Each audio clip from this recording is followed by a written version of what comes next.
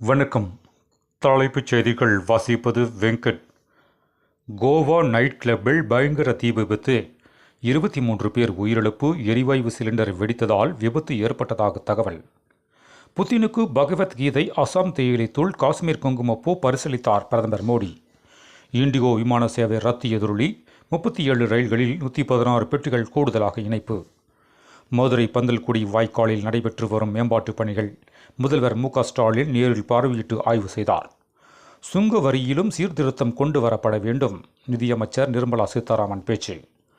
விமான நிறுவனங்கள் டிக்கெட் கட்டணங்களை உயர்த்தினால் உடனடியாக நடவடிக்கை எடுக்கப்படும். மத்திய அரசு எச்சரிக்கை.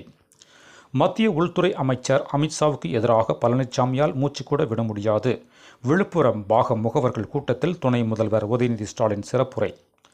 திமுக ஆட்சியின் நாட்கள் எண்ணப்படுகின்றன. நயனா நாகேந்திரன் பேச்சு. கோவை மாவட்டத்தில் 5.06 லட்சம் வாக்காளர்கள் பெயர்கள் நீக்கப்பட வாய்ப்புள்ளதாக மாவட்ட நிர்வாகம் தகவல்.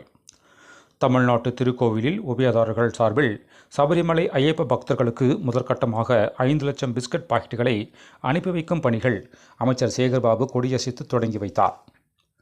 10 ஆண்டுகளாக சிறந்த கதைகள் வருவதில்லை. இயக்குனர் R.V. உதயகுமார் வேதனை பேச்சு.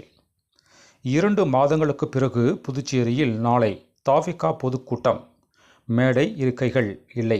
QR கோடுடன் இருந்தால் மட்டுமே அனுமதி. மேலும் விரிவான செய்திகளுக்கு அரசியல் ராஜ்யம் மின் இதழை படியுங்கள். நன்றி, வணக்கம்.